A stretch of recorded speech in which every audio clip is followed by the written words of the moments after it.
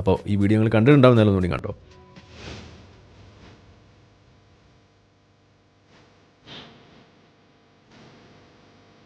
ഫുട്പാത്തിലൂടെ bike ഓടിച്ചയാളെ തടഞ്ഞ് വയോധിക. Kozhikode Eranhipalam traffic സിഗ്നലിന് സമീപമാണ് സംഭവം. അഫ്ലു സ്റ്റോറീസ് എന്ന വ്ളോഗർ പകർത്തിയ ദൃശ്യങ്ങളാണ് ഇപ്പോൾ സമൂഹ മാധ്യമങ്ങളിൽ വൈറലായിരിക്കുന്നത്.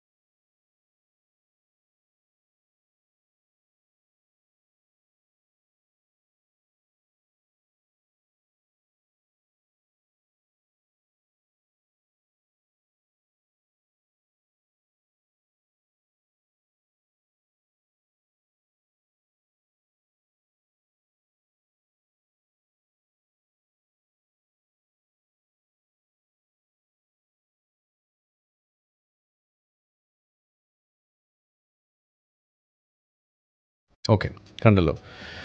ഇത് സത്യത്തിൽ വലിയ കണ്ണ് തുറപ്പിക്കുന്ന ഒരു വിഷയമാണെന്നാണ് ഞാൻ പറയാം. പല രീതിയിൽ പല കാര്യങ്ങൾ, പല വിഷയങ്ങൾ ഇതിനകത്തേക്ക് കടന്നു വരുന്നു. ഒന്ന്, നമ്മുടെ ട്രാഫിക് സംസ്കാരം സംബന്ധിച്ചിട്ട് നമ്മളെ തന്നെ കാണാനുള്ളൊരു അവസരമാണ് ഈ അമ്മച്ചി ഇവിടെ ഒരുക്കിയത്.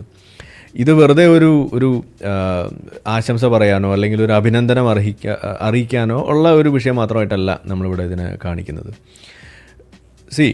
ഞാനിതിൽ ഏറ്റവും കൂടുതൽ ഈ വിഷയത്തെ കണ്ടത് എങ്ങനെയെന്ന് പറഞ്ഞു കഴിഞ്ഞാൽ, നമ്മളിവിടെ സാധാരണ ഇതൊക്കെ പറയുമ്പോൾ പല ആളുകളും, പ്രത്യേകിച്ച് നമ്മുടെ സുഹൃത്തുക്കൾ, നമ്മളുടെ ഏറ്റവും വേണ്ടപ്പെട്ട ആളുകൾ, എൻ്റെ കുടുംബക്കാരൊക്കെ നമ്മളോട് ചോദിച്ചു, ഇജ്ജിപ്പോൾ ഒരാൾ വിചാരിച്ചപ്പോൾ ഇതൊക്കെ അങ്ങോട്ട് ശരിയാവും എന്ന് ചോദിക്കുന്ന കുറേ ചോദ്യം. ഇതാണ് നമ്മളൊക്കെ തുടക്കം മുതൽ കേൾക്കുന്നത്. എന്നോട് അത് ചോദിക്കാത്ത ഒരേ ഒരാൾ എൻ്റെ വാപ്പ മാത്രമാണ്. മൂപ്പരിപ്പോൾ കിളിയൊക്കെ പോയിട്ടിരിക്കാനുണ്ട്, അത് വേറെ കാര്യം, ഓർമ്മയൊക്കെ പോയി, എന്നെ കണ്ടാലൊന്നും മനസ്സിലാവില്ല, ആ നിലയിലായി. അപ്പോൾ എന്തായാലും നമ്മൾ ചോദിക്കുന്നത് ഈ ചോദ്യം വാലിഡ് അല്ല എന്ന് നമ്മൾ അന്നേ പറയാറുണ്ട്. കാരണം ഒരാൾ ആദ്യം വിചാരിക്കണം, അപ്പോഴാണൊരു കാര്യം അവിടെ സ്നോബോൾ ചെയ്യാനുള്ളൊരു അവസരം ഉണ്ടാവുള്ളൂ. ഇന്നിപ്പോൾ എന്താ സംഭവിച്ചത്? ഇന്ന് ഈ അമ്മച്ചി ഇത് ചെയ്യുന്നു, സിംഗപ്പണ്ണ് ഇത് ചെയ്യുന്നു. ഇത് ചെയ്തതിൻ്റെ ഭാഗമായിക്കോട്ട് ഇത് ചർച്ചയാവുന്നു, ഇത് വലിയ തോതിൽ വീഡിയോകൾ പ്രചരിക്കുന്നു. പ്രത്യേകിച്ച് സോഷ്യൽ മീഡിയയുടെ ആ ഒരു അവസരം അവിടെ ശരിയായ രീതിയിൽ അത് വരികയാണ്. അങ്ങനെ അത് പടർന്ന് പന്തലിച്ച് ഇന്ന് വലിയ വാർത്തയായി മാറുന്നു. കേരളത്തിന് വെളിയിലേക്ക് അത് വാർത്തയാകുന്നു. മറ്റ് പല ചാനലുകളും ഇതിന്ന് പ്രക്ഷേപണം ചെയ്യുന്ന അവസ്ഥയിലേക്ക് വരുന്നു. ഇതാണ് കേരളം എന്നൊക്കെ പറഞ്ഞിട്ട്. അപ്പോൾ ഈ ഒരു വിഷയമാണ് സത്യത്തിൽ ഞാനിതിനകത്ത് ഏറ്റവും കൂടുതൽ എടുക്കുന്നത്. ഒരാൾ വിചാരിച്ചാലും ഇവിടെ കാര്യങ്ങൾ നടക്കും എന്നുള്ളതിൻ്റെ ഏറ്റവും വലിയൊരു തെളിവ്. കാരണം അത് ഒരാൾ വിചാരിച്ചപ്പോൾ ഒരാളെ കൊണ്ട് അത് നടന്നു എന്നുള്ളതല്ല, ഇതൊരു ചർച്ചയാക്കാൻ, ഈ ഒരു പ്രോസസ്സ് ഇനീഷ്യേറ്റ് ചെയ്യാൻ, ഈ ഒരു അവയർനെസ് ക്രിയേഷനിൽ ഇതുപോലെ. കാരണം ഫുട്പാത്തിലൂടെ വണ്ടി ഓടിക്കരുത് അവിടെ എഴുതി വെച്ചിട്ടുണ്ട്, അല്ലെങ്കിൽ ഇതേപോലെ പറഞ്ഞ് നിങ്ങൾ കേട്ടിട്ടുണ്ടാവും. നിങ്ങൾക്കും ചിലപ്പോൾ വണ്ടി ഓടിച്ച് പോയിട്ടുള്ള ആളുകൾ തന്നെയായിരിക്കും നിങ്ങളും ചെയ്തിട്ടുണ്ടാവും. നിങ്ങൾക്ക് തോന്നിയിട്ടുണ്ടാവും, ഇല്ലെങ്കിൽ അങ്ങോട്ട് കയറ്റിയാലോ, ബ്ലോക്കല്ലേ, അങ്ങോട്ട് കയറ്റിയോ, ഇതിങ്ങനെ ഒഴിഞ്ഞെടുക്കല്ലേ, മനുഷ്യന്മാരും നടക്കണം, എന്നാൽ പിന്നെ അങ്ങോട്ട് വണ്ടി എടുത്താൽ, ഇങ്ങനെ ചിന്തിക്കുന്നുണ്ടാവും. ഇതൊക്കെ നിങ്ങളുടെ മനസ്സിലൂടെ പോയിട്ടുണ്ടാവും. പക്ഷേ നിങ്ങളത് ചെയ്തവരുണ്ടാവും, ചെയ്യാത്തവരുണ്ടാവും.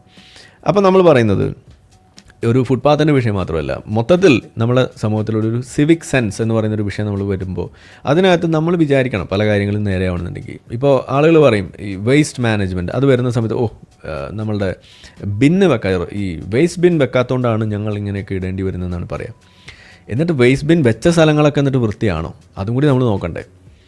ഞാൻ റിക്വസ്റ്റ് ചെയ്യുകയാണ്, ഇവിടെ ഇത് കാണുന്ന ഈ തരത്തിലുള്ള ഇൻഫ്ലുവൻസേഴ്സ് ആയിട്ടുള്ള കുറേ ആളുകളുണ്ട്. ചില ആളുകളൊക്കെ ആയിട്ട് നമ്മൾ പേഴ്സണലിയും ഒരുപാട് കമ്മ്യൂണിക്കേറ്റ് ചെയ്യാറുണ്ട്. പല ആളുകളെയും നമ്മൾ കൊണ്ടുവരാനിരിക്കുകയാണ്, നമ്മുടെ ചാനലിലേക്ക് കൊണ്ടുവരാൻ, അതിന് വേറൊരു ഫോർമാറ്റിലേക്ക് കൊണ്ടുവരാൻ. നമ്മുടെ ഈ ചാനലിൽ വന്നിട്ട് കാര്യമില്ല, അതുകൊണ്ട് നമ്മളിങ്ങനെ വെയിറ്റ് ചെയ്യണം, ഉടനെ വരും. അതിനുള്ള ചില കാര്യങ്ങളൊക്കെ അണിയറയിൽ പ്രവർത്തിച്ചുകൊണ്ടിരിക്കുകയാണ്, പണിതുകൊണ്ടിരിക്കുകയാണ്. അപ്പോൾ അത് വന്നു കഴിയുമ്പോൾ നിങ്ങൾക്ക് അവരെയൊക്കെ കാണാം. അപ്പോൾ ഇവരോടൊക്കെ നമ്മൾ പറയുന്ന കാര്യമുണ്ട്, നിങ്ങൾ ഈ നല്ലത് ഗഡ്കരി റോഡ് പണിതു ഇത് മാത്രം കാണിച്ചാൽ പോരാ. കാരണം ഇതിൽ ഒരു വശം കൂടി ഉണ്ട്. ഗഡ്കരി ഏറ്റവും നല്ല റോഡ് പണിതു, ശരിയാണ്. പക്ഷേ എന്നിട്ട് നമ്മളെന്താ കാണുന്നത്, റോങ് സൈഡിൽ വണ്ടി കൊണ്ടുവരുന്നു, ടിപ്പർ ലോറി ഓടിച്ചു വരുന്നു. ഇപ്പോൾ ഇന്ന് ഒരു പ്രചരിക്കുന്ന മറ്റൊരു വീഡിയോ കണ്ടു, കാസർഗോഡ് ഭാഗത്ത് നിന്ന് കണ്ട്, റോങ് സൈഡിൽ ബൈക്ക് ഓടിച്ചു പോകുന്നു, അതും സ്പീഡ് ട്രാക്കിൽ, ഈ ഓവർടേക്ക് ചെയ്യുന്ന ട്രാക്കിൽ ബൈക്ക് ഓടിച്ചു പോവാണ്. അപ്പോൾ ഇത് വന്ന് വണ്ടി ഇടിച്ച് കഴിയുമ്പോൾ ഇത് എനിക്കുണ്ടായിട്ടുണ്ട്. അതാണ് ഞാൻ പറയുന്നത്. നമ്മൾ ഈ അടുത്ത ദിവസം യാത്ര പോയ സമയത്ത് ഇതേപോലെ ഓവർടേക്ക് ചെയ്ത് പോവുകയാണ്. അതൊരു വളവ് ഇങ്ങനെ വളഞ്ഞു വരികയാണ്. പോകുന്ന സമയത്ത് നമ്മൾ കാണില്ല, ഒരു ബ്ലൈൻഡ് സ്പോട്ടാണത്. ആ വളഞ്ഞു പോകുമ്പോൾ അങ്ങനെ പോകുന്ന സമയത്ത് ആ ഒരു വളവിൽ ഇതേപോലെ ഒരാൾ ഇങ്ങനെ റോങ് സൈഡ് വരുന്നു. ഇതാണ് അത് റോങ് സൈഡ് ഒരു തവണ, വേറൊരു തവണ അവിടെ വണ്ടി സ്റ്റോപ്പ് ചെയ്തിട്ടിരിക്കുകയാണ്. നമ്മൾ കാണില്ല. നമ്മൾ ഈ സ്പീഡിൽ വരുന്ന ഒരു 100-ലൊക്കെ പോകുന്ന സമയത്ത് ഓപ്പണായിട്ട് സിഗ്നൽ കംപ്ലീറ്റ്ലി ചെയ്ത് ഓപ്പണാക്കി കൊടുത്ത ഭാഗത്തെ കാര്യമാണ് ഈ പറഞ്ഞത്, പണിയെടുക്കുന്ന ഭാഗമല്ല. അങ്ങനെയുള്ള സ്ഥലത്ത് ഇതേപോലെ റോങ് സൈഡിൽ വന്നു കഴിഞ്ഞാൽ ഒരു കുറഞ്ഞ ഡിസ്റ്റൻസിൽ നമുക്കൊന്നും ചെയ്യാൻ കഴിയില്ല. ഇതാണ് അവിടെ സംഭവിക്കുക. ഇടിച്ച് തെറിപ്പിക്കും, തെറിച്ച് പോവും, നമുക്കൊന്നും ചെയ്യാൻ കഴിയില്ല. അപ്പോൾ ഇതേപോലെ ഓരോ വിഷയം നിങ്ങൾ എടുത്ത് നോക്കിക്കഴിഞ്ഞാൽ, വേസ്റ്റ് ബിൻ ഉണ്ടായിരുന്നെങ്കിൽ മറിച്ചേന എന്ന് പറയുന്ന ആളുകൾ, റോഡ് ഉണ്ടായിരുന്നെങ്കിൽ മറിച്ചേന എന്ന് പറയുന്ന ആളുകൾ, എന്നിട്ട് റോഡ് പണിത് കൊടുക്കുമ്പോൾ ചെയ്യുന്ന എന്താണ്? ഫുട്പാത്ത് ഉണ്ടായിരുന്നെങ്കിൽ നടന്ന് മറിച്ചേനെന്ന് പറയുന്ന ആളുകൾ ചെയ്യുന്ന എന്താണ്? വേസ്റ്റ് ബിൻ വെച്ചാൽ എല്ലാം ശരിയാക്കി തരാമെന്ന് പറയുന്ന ആളുകൾ ചെയ്യുന്ന എന്താണ്? ഇതാണ് ചെയ്യുന്നത്. എന്നിട്ട് നമ്മൾ പറയുന്നു ഇതൊന്നും ഇല്ലാത്തതുകൊണ്ടാണ് ആകെ പ്രശ്നം. ഇവിടെയാണ് നമ്മൾ തിരുത്തേണ്ടത്, സ്വയം തിരുത്താൻ തയ്യാറാവേണ്ടതെന്നാണ് ഞാൻ എപ്പോഴും പറയാം. ഇവിടെ നമ്മൾ ഈ കാണുന്ന കാഴ്ച ഈ തരത്തിലുള്ള സംഗതികളെ തിരിച്ചറിയാനുള്ളൊരു വഴി കൂടിയായിട്ടാണ് മാറുന്നത്. അപ്പോൾ ഒരാൾ വിചാരിച്ചാൽ തന്നെ വലിയ കാര്യങ്ങൾ നടക്കുമെന്നുള്ള ഒരു സാധനം, ഈ പ്രായത്തിലും ഇത് ചെയ്യുന്നു. ഇതാണ് നമ്മൾ കാണുന്നത്. ഇത് ഏത് പ്രായക്കാർക്കും ചെയ്യാമെന്നുള്ളൊരു കാര്യം കൂടിയാണ് ഇവിടെ വരുന്നത്. അതിനുശേഷം ഇത്തരം വിഷയങ്ങളിൽ നമ്മളുടെ നേർക്ക് വെക്കുന്ന ഒരു കണ്ണാടിയായിട്ട് ഇത് മാറുന്നു. ഇതിനും ശേഷം നടന്നൊരു സാധനം കൂടിയുണ്ട്. അതാണ് ഇതിൽ മറ്റൊരു വലിയ തമാശ എന്ന് പറയുന്നത്. ഈ അമ്മച്ചിയുടെ റേഞ്ച് ശരിക്കും മനസ്സിലായത് അപ്പോഴാണ്. അതുകൂടി കാണും. അത് ഈ ഒരു ഇൻ്റർവ്യൂ കണ്ടപ്പോഴാണ് സത്യത്തിൽ കിളിപോയി. നിങ്ങൾ ഫൈൻ അടിച്ചാൽ സർക്കാർ ഫണ്ടല്ലേ ആവുള്ളൂ, നമുക്ക് ആക്ഷൻ വേണ്ടത്. ഞാൻ പറഞ്ഞത് പറയാനുണ്ടോ സാർ? ഞാനൊരു കാര്യം പറഞ്ഞോട്ടെ. പറഞ്ഞു. അതെ, പറയാം സാർ. ഇതിൽ എന്തെങ്കിലും ഒരു ശാശ്വത പരിഹാരം കാണണം, അതാണ് നമുക്ക് ആവശ്യം. കാരണം ഫുട്പാത്തിലൂടെ നടന്നു പോകാനുള്ളതാണ്, ട്രാഫിക് ജാമുണ്ട്, ഇതൊക്കെ നമുക്കറിയാം. പക്ഷേ കാൽനട യാത്രക്കാരെന്നവരുടെ ഹോസ്പിറ്റലുണ്ട്, കോഴിക്കോട് ഡിസ്ട്രിക്ട് സാറിൻ്റെ ആശുപത്രി എന്ന് പറയുന്നത് ഇതിൻ്റെ അടുത്താണ്, എൻ്റെ ഈ ബൈപ്പാസിലാണ്. അപ്പോൾ അവിടേക്ക് പോകുന്ന ഒരുപാട് രോഗികൾ, ഒരുപാട് ഇൻസ്റ്റിറ്റ്യൂഷൻസ്, ഓഫീസുകളൊക്കെ ഉണ്ട്. അവിടേക്ക് പോകുന്ന കുട്ടികളും പഠിക്കാൻ പോകുന്ന കുട്ടികളും ഇവർ വളരെ ദാർഷ്ട്യത്തോടു കൂടിയാണ് വണ്ടി ഓടിക്കുന്നത്. കാരണം മാറി നിൽക്കുക, അല്ലെങ്കിൽ ഹോണടിച്ച് നമ്മളെ ശല്യപ്പെടുത്തുക, നമ്മൾ വെട്ടിത്തിരിഞ്ഞ് നോക്കുക. ഈ നടപ്പാതകൾ മുഴുവനും ഇതിൻ്റെ ടൈൽസ് മുഴുവൻ ഇളകിപ്പോയിട്ട് അത് തടഞ്ഞു വീഴുക, ഇതൊക്കെയാണ് ഇവിടെ നടന്നുകൊണ്ടിരിക്കുന്നത്. ആരും പ്രതികരിക്കുന്നില്ല എന്നുള്ളതൊരു വസ്തുതയുണ്ട്. പക്ഷെ അത് നമുക്ക് വിട്ടുകളയാം. പക്ഷെ പ്രതികരിക്കുന്നവരോട് പിന്നെ ഈ സർക്കാരും അധികാരികളും ഒന്ന് അത് കണ്ടറിയണം എന്ന് മാത്രം, അതിനൊരു അവസരം ഉപയോഗപ്പെടുത്തട്ടെ. സാറ് അതിനുവേണ്ടി ശ്രമിക്കുമെന്ന് ഞാൻ പ്രതീക്ഷിക്കുന്നു. അതിന് ശാശ്വത പരിഹാരം ഉണ്ടാവണമെന്നാണ് ഞാൻ ആഗ്രഹിക്കുന്നത്. Okay sir. തീർച്ചയായിട്ടും ഫുട്പാത്തിൽ വണ്ടി കയറ്റുന്നവരോട് നടപടി എടുക്കുക. ഞാനിത് പബ്ലിക്കിന് വേണ്ടി അമ്മ ഒരു ആപ്പ് ഉണ്ടാക്കിയിട്ടുണ്ട്. ആ ആപ്പിലൂടെ തന്നെ പരാതി അയച്ചു കഴിഞ്ഞാൽ അത് അങ്ങ് ഡൽഹിയിലാണ് പോകുന്നത്, ഫൈൻ അടിച്ചു വരും. അവിടുന്ന് ഫൈൻ അടിച്ചു വരികയുള്ളൂ. അത്തരത്തിലുള്ള ഒരു ആപ്പ് തയ്യാറാക്കിയിട്ട് അത് എല്ലാവരും ഉപയോഗിക്കണം. നമുക്ക് സർക്കാർ ഫണ്ടല്ലേ ആവുള്ളൂ, സർക്കാർ ഫണ്ടല്ലേ ആവുള്ളൂ. ഇതിനൊരു ആക്ഷൻ ആവൂലല്ലോ. നിങ്ങൾ ഫൈൻ അടിച്ചാൽ സർക്കാർ ഫണ്ടല്ലേ ആവുള്ളൂ, നമുക്ക് ആക്ഷൻ വേണ്ടത്. ഞാൻ പറഞ്ഞത് ഉദ്യോഗസ്ഥന്മാരെ നിർത്തി ഇത്തരം സ്ഥലങ്ങൾ മാത്രമല്ല അമ്മയെ തന്നെ നമുക്കൊരു ട്രോളാക്കി തരൊരു പോസിറ്റീവായി ട്രോളാക്കി നമുക്കൊരു ക്യാമ്പയിനും ആരംഭിക്കാം മിനിസ്റ്റർ. Thank you. തീർച്ചയായിട്ടും thank you minister. Thank you. അമ്മയെ നമുക്കൊന്ന് ബ്രാൻഡ് അംബാസിഡർ ആക്കിയല്ലോ എന്നാണ് ചില ആളുകൾ ചോദിക്കുന്നത്. ശരിക്കും നല്ലൊരു എക്സ്പീരിയൻസ് ആണ്, നല്ലൊരു പ്രതികരണമായിരുന്നു. പൗരന്മാരിങ്ങനെ ആകണം. അതെ, correct. Thank you minister. Thank U.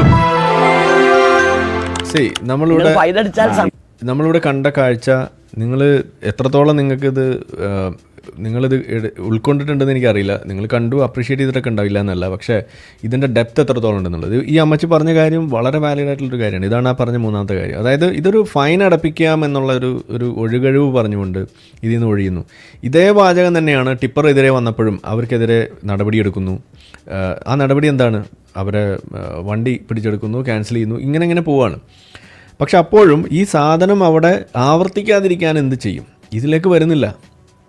ഈ സാധനം വരുമ്പോഴാണ് ഇപ്പോൾ ഈ റോഡിലൂടെ നമ്മൾ പോകുമ്പോൾ, ഞാനിപ്പോൾ നടപ്പാതയാണെങ്കിലൊക്കെ നമ്മൾ പറയുന്നൊരു കാര്യം എന്ന് പറഞ്ഞാൽ, ഈ വണ്ടി കയറ്റിക്കൊണ്ട് വരാൻ പാടില്ല എന്ന് മാത്രമല്ല, അത് തടയാൻ ഇനി ആരെങ്കിലും ഏതെങ്കിലും ഒരു തണ്ടി ഇതേപോലെ വരാൻ വേണ്ടി നോക്കിയാൽ അവനെ തടയാൻ വേണ്ടിയിട്ടുള്ള സാധനം കൂടി അവിടെ സ്ഥാപിക്കണം. അങ്ങനെയാണ് ഈ ഫുട്പാത്തുകൾ ഡിസൈൻ ചെയ്യേണ്ടത്. ഇപ്പോൾ നിങ്ങൾ വിദേശത്തൊക്കെ ഉള്ള ആളുകളുണ്ടെങ്കിൽ നിങ്ങൾക്ക് അറിയാൻ പറ്റും, അവിടെ ചില പില്ലേഴ്സൊക്കെ വെച്ച് ഇത് തടയുന്നത് നിങ്ങൾ കണ്ടിട്ടുണ്ടാവും. അപ്പോൾ നമ്മളുടെ ഈ ഇൻഫ്രാസ്ട്രക്ചറിൻ്റെ ഡിസൈൻ തന്നെ പ്രശ്നമാണ് പല മേഖലയിലും. ഇതാണ് നമ്മൾ പറഞ്ഞു വെക്കുന്നത്. ആ മേഖലയിലേക്കും കൂടിയാണ് ഇതിൻ്റെ ചർച്ച പോകേണ്ടത്. ഇതിങ്ങനെ നമ്മളിപ്പോൾ ബിവറേജസിൻ്റെ ഷോപ്പ് തുറന്നിട്ടുണ്ടാവും, അതൊരു വളവിലിങ്ങനെ തുറന്നു വെച്ചിട്ട് എന്നിട്ട് അപ്പുറത്ത് പോലീസുകാരും കാത്തു നിൽക്കും. എന്നിട്ട് എന്താ സംഭവിക്കുന്നത്? അവിടുന്ന് ഇത് വാങ്ങിച്ച് ആരെങ്കിലും ഒന്ന് പൊട്ടിച്ചടിച്ചിട്ടുണ്ടെങ്കിൽ അവനെ പിടിക്കാൻ വേണ്ടി പോലീസുകാർ നിൽക്കുന്നത്. ഇതാണ് കാണുന്നത്. എന്നാൽ പിന്നെ ഇത് ഇവർക്ക് സൗകര്യമുള്ളതുപോലെ എവിടെയെങ്കിലും പോയി വാങ്ങിച്ച് വീട്ടിൽ പോയിരുന്ന് കഴിക്കാനുള്ള ഒരു അവസരം, അല്ലെങ്കിൽ എവിടെയെങ്കിലും ഇരുന്ന് കഴിക്കാനുള്ള ഒരു അവസരം ഉണ്ടാക്കി കൊടുത്താൽ അത് ചെയ്യല്ല എന്ന് പറഞ്ഞ മാതിരി ഇത് ആളുകളെ ശിക്ഷിക്കാൻ വേണ്ടിയിട്ട് ചെയ്യുന്ന മാതിരിയാണ് ഓരോ കാര്യം നമ്മളിവിടെ ചെയ്യുന്നതായിട്ട് കാണുന്നത്. ഇവിടെയും ഈ ഇൻഫ്രാസ്ട്രക്ചർ, റോഡ് ഡിസൈൻ എന്നൊക്കെ പറഞ്ഞു കഴിഞ്ഞാൽ വളരെ പരിതാപകരമാണ്. ഈ ഹൈവേ ഗഡ്കരി പണിതു എന്ന് പറയുന്നത്, ഞാൻ അതിൽ ഒട്ടും ഒരു തരത്തിലും തൃപ്തനല്ല പച്ചയ്ക്ക് പറഞ്ഞാൽ. കാരണം ഇപ്പം നമ്മൾ പറയുന്നു സ്പീഡ് ട്രാക്ക് അത് ഇതെന്നൊക്കെ പറയുന്നുണ്ട്. ഒരു 5 വർഷം കഴിഞ്ഞ് നോക്കിയാൽ ഈ എത്രമാത്രം ഈ ലോ എൻഫോഴ്സ് ഇപ്പോൾ പോണ പോലെയാണ് ഈ ലോ കൊണ്ടുപോകുന്നതെന്നുണ്ടെങ്കിൽ ഈ സ്പീഡ് ട്രാക്ക് എന്ന് പറഞ്ഞു കഴിഞ്ഞാൽ ഇതിങ്ങനെ 3 ലോറികൾ 3 ലൈനിലും ഇങ്ങനെ ഇഴഞ്ഞു പോകുന്നത് നമുക്ക് കാണേണ്ടി വരും. ഇപ്പം തന്നെ അത് കാണുന്നു. കേരളത്തിലെ വണ്ടികൾ കുറേയെങ്കിലും അത് പാലിക്കുന്നു. ഈ ഒരു അയ്യപ്പ യാത്ര അതുമായി കണക്ട് ചെയ്തിട്ട് ശബരിമല യാത്രയുമായി കണക്ട് ചെയ്തിട്ട് എന്തുമാത്രം വണ്ടികൾ ഈ പറയുന്ന അന്യ സംസ്ഥാനങ്ങളിൽ നിന്ന് വന്നു. ഈ ഓരോ വണ്ടികളും ഞാൻ അതിൻ്റെ വീഡിയോ റെക്കോർഡ് ചെയ്തിട്ടുണ്ടായിരുന്നു യാത്ര പോയപ്പോൾ കണ്ട കാഴ്ച. ഓരോ വണ്ടിയും അവർ നോക്കുമ്പോൾ സ്പീഡ് ട്രാക്ക് ഇങ്ങനെ ഒഴിഞ്ഞു കിടക്കാണല്ലോ, എന്നാൽ പിന്നെ നമുക്ക് അതിലേ അങ്ങ് പോകാം എന്ന് പറഞ്ഞാൽ അവർ അതിലെങ്ങനെ അഴിഞ്ഞഴിഞ്ഞ് പോവാണ്. അവിടെ പോയി നമ്മൾ ഹോൺ അടിക്കുമ്പോൾ അവർ ഇതാരപ്പോൾ ഇവനെന്താ അപ്പുറത്തൂടെ പോയിക്കൂടെ എന്ന രീതിയിൽ നമ്മളെ കൊണ്ട് ഇടതുവശത്തു കൂടെ ഓവർടേക്ക് ചെയ്യാൻ നിർബന്ധിക്കുന്ന അവസ്ഥയിലേക്ക് കൊണ്ടെത്തുന്നു. അപ്പോൾ സ്പീഡ് ട്രാക്ക് അവിടെ ഓവർടേക്ക് ചെയ്യാൻ വേണ്ടിയിട്ടാണെന്ന് എഴുതി വെച്ചിരിക്കെ അത് പാലിക്കാതെ നമ്മളെ കൊണ്ട് മറ്റ് സ്ലോ ട്രാക്കിൽ പോകുന്ന ആളുകളെയും കൂടി ബുദ്ധിമുട്ടിച്ചുകൊണ്ട് അത് ചെയ്യാൻ നിർബന്ധിക്കുന്ന ആരാണ് സത്യത്തിൽ? മലയാളികളെക്കാൾ കൂടുതൽ അന്യ സംസ്ഥാനത്ത് നിന്ന് വന്ന ആളുകളാണ്. അപ്പോൾ ഈ നിയമം ഇവിടെ ഉണ്ടെങ്കിൽ, ഇത് മലയാളികൾ പാലിക്കുന്നുണ്ടെങ്കിൽ, പുറത്തുനിന്ന് വരുന്ന ആളുകൾ പാലിക്കാൻ എന്താണ് അവിടെ ഡിസൈനിലുള്ള ഒരു കാര്യമുള്ളത്? എങ്ങനെ എൻഫോഴ്സ് ചെയ്യും? ഇവിടെ നമുക്ക് കാണാനില്ല. ഫെയിലിയർ ആണെന്ന് തന്നെ ഞാൻ പറയും. ഇനി മൊത്തത്തിലൊരു ഡിസൈൻ എടുത്തു കഴിഞ്ഞാൽ ഈ എക്സിറ്റും എൻട്രിയും ഏറ്റവും അപകടം നിറഞ്ഞ ഒരു ഭാഗമാണ് ഇന്നത്തെ റോഡിൻ്റെ ഈ ഡിസൈൻ പ്രകാരം. നമ്മൾ ഈ 45 മീറ്റർ വീതി മതി, 60 വേണ്ട എന്ന് പറഞ്ഞു കൊടുത്ത് തന്നെ ഈ ഡിസൈൻ ഫ്ലോപ്പായി എന്നാണ് ഞാൻ പറയാം. ഇപ്പോൾ ഞാൻ നേരത്തെ പറഞ്ഞു ഈ പറയുന്ന വളവിൽ ഇങ്ങനെ പോകുമ്പോൾ ഇത് കാണുന്നില്ല എന്ന്. സത്യത്തിൽ അതൊരു ഡിസൈൻ്റെ ഒരു പ്രശ്നം തന്നെയാണത്. കാരണം അങ്ങനെ വളഞ്ഞു പോകുമ്പോഴും നമുക്ക് ആ മുന്നിൽ കാണാൻ പറ്റുന്ന രീതിയിലാണ് സത്യത്തിൽ ഇത് പണിത് വെക്കേണ്ടത്. പക്ഷേ അലൈൻമെൻ്റ് അടക്കം തടസ്സപ്പെടുന്ന രീതിയിൽ പലതും വരുമ്പോൾ അനാവശ്യമായ വളവുകളൊക്കെ പലതും വന്നിട്ടുണ്ട്. കാസർഗോഡ് ഭാഗത്തൊക്കെ ഒരു പോലെ ഒരു വളവ് വന്നിട്ടുണ്ടെന്നാണ് അറിയുന്നത്. ഞാൻ അതിൽ പോയിട്ടില്ല, പക്ഷേ ചിത്രങ്ങൾ കണ്ടു. ഒരു ഹാക്സ് വൈബ് എന്ന് പറഞ്ഞിട്ട് ഈ ഡ്രോൺ ഫുട്ടേജ് വിട്ടുകൊണ്ട് ഇതുപോലെ ചെയ്യുന്ന ആളുകളുണ്ട്. അതുപോലെ വേറെ 1-2 ആളുകളുണ്ട്. പക്ഷേ ഞാൻ ഏറ്റവും കൂടുതൽ ഫോളോ ചെയ്യുന്നത് ഈ ഹാക്സ് വൈബിനെയാണ്. ഒരു നല്ലൊരു പയ്യനാണ്, പിന്നെ കണ്ടിരിക്കാനും കേട്ടിരിക്കാനും നല്ല രസമാണ്. പിന്നെ എൻ്റെ ഒരു കൂട്ടുകാരൻ്റെ അതേ സംസാര ശൈലിയാണ്. അപ്പോൾ അതുകൊണ്ട് എനിക്ക് ആളെയാണ് എപ്പോഴും ഓർമ്മ വരിക. അപ്പോൾ ആ ഒരു സംഗതി കണ്ടിട്ടില്ലെങ്കിൽ ഒന്ന് കണ്ടോളൂ. ഹാക്സ് വൈബ് ഞാൻ മുന്നേ ഇവിടെ ഷെയർ ചെയ്തിട്ടൊക്കെ ഉണ്ട്. ആളുടെ വീഡിയോ ചിലതൊക്കെ ഷോർട്സ് ആയിട്ടൊക്കെ ഇട്ടിട്ടുണ്ട്. നല്ല രീതിയിൽ ചെയ്യുന്നൊരു വീഡിയോ ആണ്. അപ്പോൾ അതിലൊക്കെ നിങ്ങൾക്ക് പോയാൽ കാണാം എങ്ങനെയാണ് ഇതിൻ്റെ ഡിസൈൻ പ്രശ്നം എന്നുള്ളത്. അപ്പോൾ ഈ എക്സിറ്റും എൻട്രിയും പ്ലാൻ ചെയ്യുന്നിടത്ത് തന്നെ പ്രശ്നമാണ്. കാരണം അത് വളരെ തെറ്റായ രീതിയിലാണ് അത് ഡിസൈൻ തന്നെ ഞാൻ പറയുള്ളൂ. കുറേ പൈപ്പ് വെച്ചിട്ടാണ് എക്സിറ്റും എൻട്രിയൊക്കെ വെച്ചിരിക്കുന്നത്. ഈ പൈപ്പൊക്കെ എത്ര നാളിരിക്കും? ശരിക്കും അത് റാമ്പ് കൊടുത്തുകൊണ്ട് ഈ സർവീസ് റോഡും ഇതേപോലെ 2-വേ ട്രാഫിക് വരുന്ന രീതിയിൽ തന്നെ ഡിസൈൻ ചെയ്തിരുന്നെങ്കിൽ ഒരുപാട് ട്രാഫിക് അതിലേ തന്നെ പോകുമായിരുന്നു. സ്ലോ ട്രാഫിക് അതിലേ പോയിരുന്നെ. ഇന്നത് നടക്കില്ല. അതുകൊണ്ട് തന്നെ ചെറിയ വണ്ടികൾ വരും. ഇന്ന് ബൈക്കിന് എൻട്രി ഇല്ല, ഓട്ടോറിക്ഷയ്ക്ക് എൻട്രി ഇല്ല എന്നൊക്കെ പറയും. പക്ഷേ പല സ്ഥലങ്ങളിലും അത് കയറുന്നു. നമ്മളിപ്പോൾ ഈ കാണുന്ന അപകടം ഉണ്ടാക്കുന്ന വണ്ടികൾ നിങ്ങളെടുത്ത് നോക്കുക, മിക്കതും ബൈക്കും ഈ പറയുന്ന ഓട്ടോയും ഇൻവോൾവ് ചെയ്യുന്നു. അതിനകത്ത് എവിടെ നിന്നാണ് അത് കടന്നു വരുന്നത്? എക്സിറ്റിലൂടെ എൻട്രി എടുക്കുന്നു, എൻട്രിയിലൂടെ എക്സിറ്റ് എടുക്കുന്നു. ഇതെല്ലാം ഇവിടെ നടക്കുകയാണ്. ഒരു റാമ്പാണെന്നുണ്ടെങ്കിൽ നടക്കില്ല. ഇതാണ് ഇവിടുത്തെ പ്രശ്നമായിട്ട് നമുക്ക് കാണാനുള്ളത്. അപ്പോൾ ഇതേപോലെ ഡിസൈൻ തന്നെ പ്രശ്നമായിട്ടിരിക്കുമ്പോൾ അതിൻ്റെ മുകളിൽ ലോ ഇതേപോലെ ഒരെണ്ണം ഉണ്ടാക്കി വെച്ചിട്ട് അത് എൻഫോഴ്സ് ചെയ്യുന്നില്ല എന്ന് വരുമ്പോൾ ഇതിൻ്റെ അപകടം ഉണ്ടാവുന്നതും അതിൻ്റെ ഈ തരത്തിലുള്ള പ്രശ്നങ്ങൾ അതിൻ്റെ വ്യാപ്തി വർദ്ധിക്കുകയാണ് ചെയ്യുക. ഇതാണ് ഇവിടെ സംഭവിക്കുന്നത്. അപ്പോൾ ആ ഒരു വലിയൊരു തലത്തിലേക്കും കൂടി അമ്മച്ചിയുടെ ചിത്രം ഈ പറയുന്ന ഒരു സംസാരം കൊണ്ടെത്തിക്കുന്നു. അങ്ങനെ പല തലങ്ങളിൽ ഒരാൾ വിചാരിച്ചാലും നടക്കുമെന്നുള്ളത് നമ്മളുടെ ഈ സിവിക് സെൻസ് സംബന്ധിച്ചിട്ടുള്ള വളരെ പരിതാപകരമായ ഒരവസ്ഥ. ഇന്ത്യയിൽ മറ്റ് സ്ഥലങ്ങളെ വെച്ച് നോക്കുമ്പോൾ മെച്ചമാണെന്ന് നമ്മൾ പറയും. പക്ഷേ അപ്പോഴും മെച്ചമാണെന്നേ ഉള്ളൂ, നമ്മൾ അപ്പോഴും പിന്നിൽ തന്നെയാണ്. ഇതാണ് അതിൽ കാണുന്നത്. ഇനി ഈ ഒരു സംഭവം ഇവിടെ നമ്മൾ നടക്കുന്നതിന് മുന്നേ മറ്റൊരു സ്ഥലത്ത് ഇതേപോലെ ഒരു സാധനം നടന്നിട്ടുണ്ട്. ഈ ചിത്രം നിങ്ങൾ കണ്ടിട്ടുണ്ടോ എന്നറിയില്ല.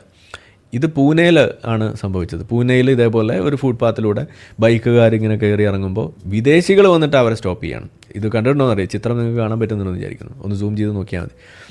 ഇത് നമ്മുടെ ഈ ഇന്ത്യയിൽ തന്നെ നടന്ന കാര്യമാണ്. അപ്പോൾ കേരളം വിട്ട് കഴിഞ്ഞാൽ ഇത് സർവ്വസാധാരണമാണ്. കേരളത്തിൽ ഇതിപ്പോൾ വലിയ വാർത്തയാകുന്നു.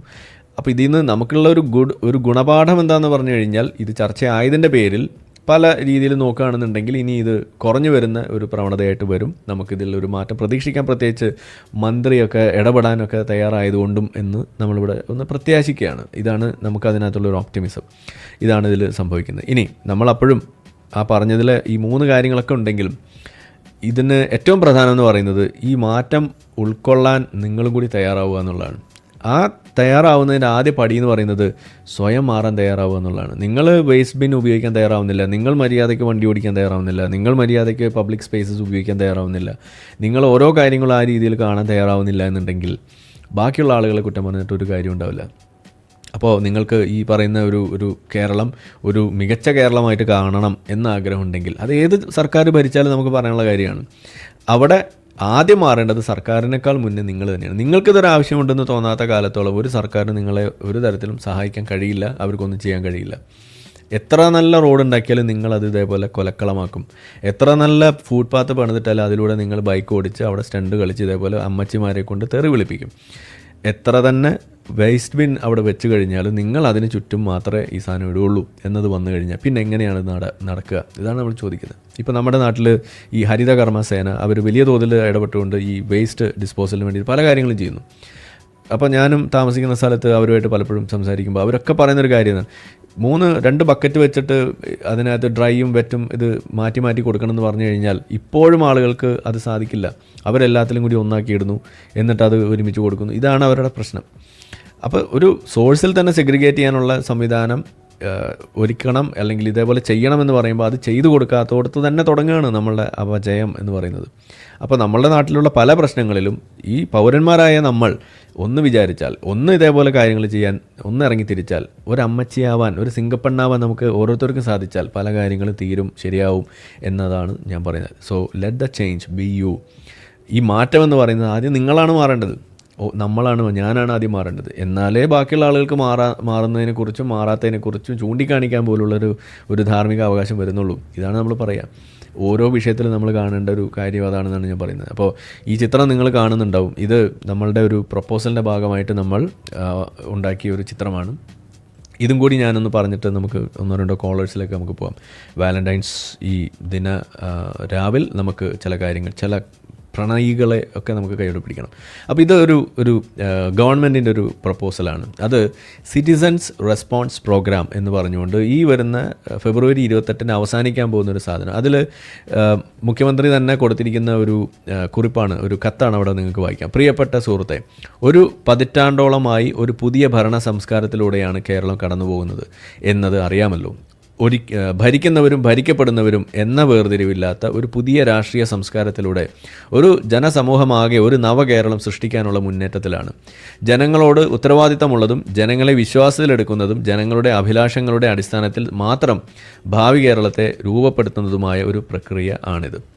വർഷം തോറും ചെയ്ത കാര്യങ്ങൾ ജനങ്ങളെ ബോധ്യപ്പെടുത്തുന്ന പ്രോഗ്രസ് റിപ്പോർട്ട് ജനങ്ങളോടുള്ള ഉത്തരവാദിത്വത്തിൻ്റെ നിദർശനമാണ്. മന്ത്രിസഭ അപ്പാടെ തന്നെ ജനപഥങ്ങളിലേക്ക് ഇറങ്ങിച്ചെന്ന് ജനങ്ങൾക്ക് പറയാനുള്ളത് കേട്ട നവകേരള സദസ്സ് ജനങ്ങളെ വിശ്വാസത്തിലെടുത്തതിൻ്റെ ദൃഷ്ടാന്തമാണ്. അത് പാളിപ്പോയി, അത് വേറെ കാര്യം. നവകേരള സൃഷ്ടി എന്നതാണ് അടുത്ത ഘട്ടം. കേരളത്തിന് 75 വയസ്സാകുന്ന 2031 കേരളത്തെ വികസിത രാജ്യങ്ങളിലെ ജനങ്ങളുടെ ജീവിത നിലവാരത്തിനൊപ്പം എത്തിക്കുക എന്നതാണ് നവകേരള സൃഷ്ടിയുടെ ദൗത്യം. ഇക്കാര്യം ജനപങ്കാളിത്തത്തോടെ ചെയ്യുകയാണ് ലക്ഷ്യം. ജനങ്ങളുടെ സങ്കല്പത്തിലുള്ളത് എന്താണെന്നറിഞ്ഞ് അതിൻ്റെ അടിസ്ഥാനത്തിലുള്ള നവകേരള നിർമ്മിതിയുമായാണ് സർക്കാർ മുന്നോട്ട് പോകുന്നത്. ഇതിൻ്റെ ഭാഗമായി നിങ്ങളെ സമീപിക്കുന്ന സന്നദ്ധ സേനാ പ്രവർത്തകരാണ് ഈ കത്തുമായി വരുന്നത്. നിങ്ങൾ തുറന്ന മനസ്സോടെ ഇത് സംബന്ധിച്ച് നിങ്ങളുടെ അഭിപ്രായങ്ങൾ ഇവരുമായി വിശ്വാസപൂർവ്വം പങ്കുവെക്കുമല്ലോ. ഓരോ അഭിപ്രായവും ഗൗരവപൂർവ്വം പരിഗണിക്കുമെന്ന് ഉറപ്പ് നൽകട്ടെ. വളരെ വിലപ്പെട്ടതാണ് നിങ്ങളുടെ അഭിപ്രായം. അതാകും നവകേരള സൃഷ്ടിക്കുള്ള അടിസ്ഥാനശീല. നിങ്ങൾ നിങ്ങളുടെ വിലപ്പെട്ട സങ്കല്പങ്ങൾ, ആവശ്യങ്ങൾ, ആഗ്രഹങ്ങൾ അവരെ അറിയിക്കുക. നവകേരളം കെട്ടിപ്പടുക്കുന്നതിന് ഉദ്യമത്തിൽ നമുക്ക് ഒരുമിച്ച് മുന്നേറാം. ഇതാണ് അവിടെ എഴുതി വെച്ച ഒരു കത്തതാണ്. അപ്പോൾ ഇത് ഞാൻ യാദൃശ്ചികമായിട്ട് കാണാനിടയാവുന്നത് വാർത്തയിൽ കണ്ടു. പിന്നെ എടുത്തു നോക്കാം. കഴിഞ്ഞ ഒരു 3-4 ദിവസം മുന്നേ ഉണ്ടായ ഒരു കാര്യം. അപ്പോൾ തന്നെ വെബ്സൈറ്റിൽ പോകുന്നു. നമ്മൾ നോക്കുമ്പോൾ വളരെ മികച്ച ഒരു വെബ്സൈറ്റൊക്കെ ഉണ്ടാക്കി വെച്ചിട്ടുണ്ട്. നല്ല കാര്യമായിട്ട് പറയുകയാണ്. അപ്പോൾ അതിലിതാണ് സിറ്റിസൺ റെസ്പോൺസ് പ്രോഗ്രാം. ഈ ഒരു സാധനത്തെക്കുറിച്ച് നമ്മൾ മുന്നേ പറഞ്ഞത് നിങ്ങൾ കേട്ടിട്ടുണ്ടോ? അതായത് ഇനി നമ്മൾ പറഞ്ഞു കേട്ടിട്ടാണ് ഇവർ ചെയ്തതെന്ന് എനിക്കറിയില്ല. എന്തായാലും കൊള്ളാം. അപ്പോൾ സംഭവം എന്താണെന്ന് പറഞ്ഞാൽ ഇതൊരു വിൻഡോ ആയിട്ട് ഇവർ ഓപ്പൺ ചെയ്തിട്ടുണ്ട്. അപ്പോൾ നമ്മളുടെ പുതിയ ഡിജിറ്റൽ പാർട്ടിയിൽ നമ്മൾ പറഞ്ഞ സാധനമാണ് ഈ സാധനം. പക്ഷേ ഇവിടെ ഗവൺമെൻറ് ജാനുവരി 26 മുതൽ ഫെബ്രുവരി 28 വരെയുള്ളൊരു വിൻഡോ പീരീഡ് മാത്രമേ കൊടുത്തിട്ടുള്ളൂ. അതും ഗവൺമെൻറ്റാണ് കൊടുക്കുന്നത്. പക്ഷേ നമ്മൾ പറഞ്ഞത് എന്താണ്, ഡിജിറ്റൽ പാർട്ടിയിൽ നമ്മൾ ഭരണത്തിലില്ലെങ്കിൽ പോലും നമുക്ക് ഈ ഒരു വിൻഡോ ഉണ്ടാവും. എന്താണ് ജനങ്ങൾക്ക് വേണ്ടത് എന്നുള്ളത് നിരന്തരം മോണിറ്റർ ചെയ്യുക, അവരുടെ ഫീഡ്ബാക്ക് എടുക്കുക.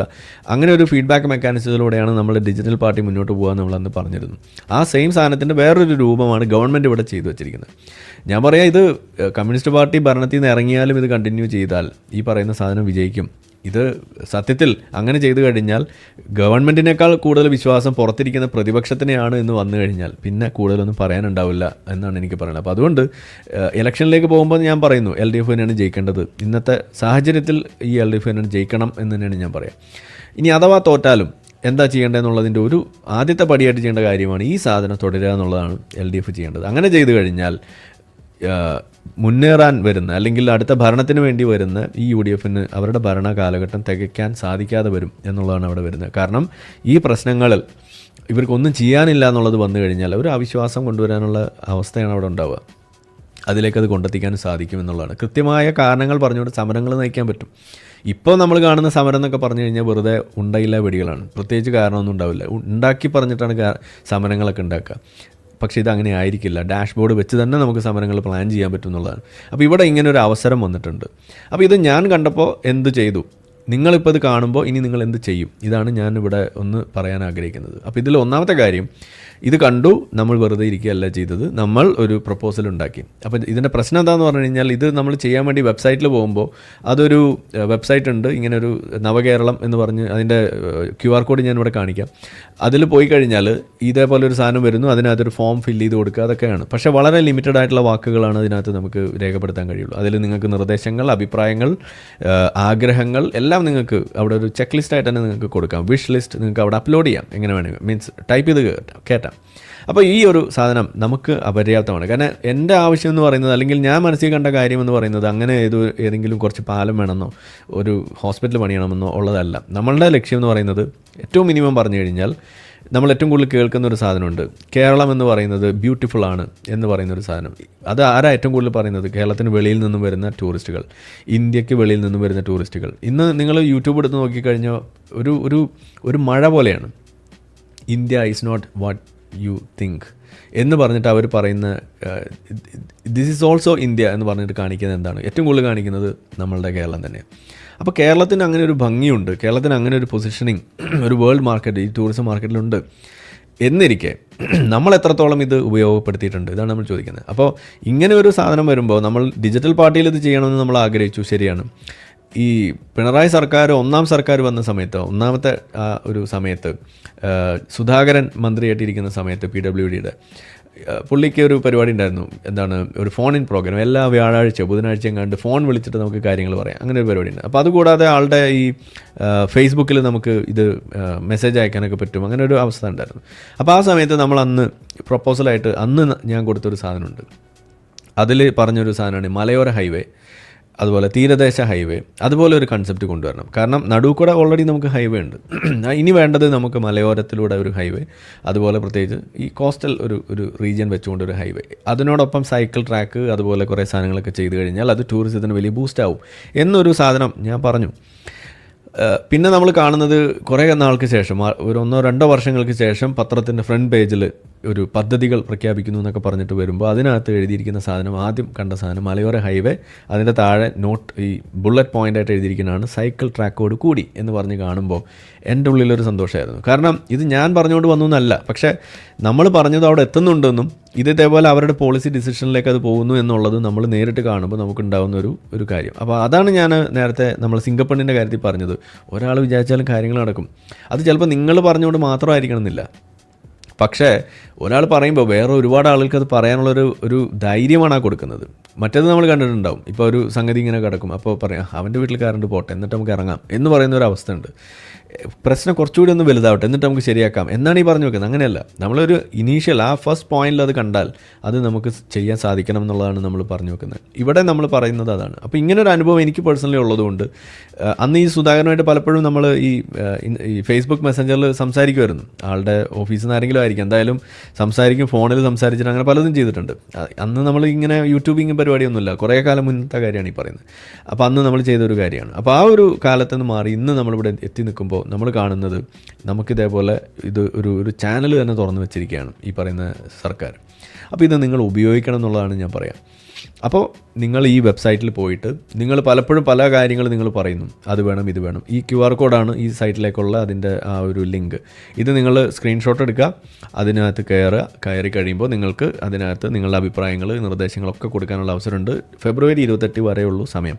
നവകേരളം എന്ന ആ സൈറ്റിലേക്കാണ് ഇത് പോവുക. ഇനി കിട്ടുന്നില്ലെങ്കിൽ ചുമ്മാ നവകേരളം സിറ്റിസൺ റെസ്പോൺസ് പ്രോഗ്രാം എന്നൊന്ന് ടൈപ്പ് ചെയ്താൽ മതി. അതാണ് അതിൻ്റെ പേര് വരുന്നത്. ഇവിടെ നിങ്ങൾക്ക് കാണാം,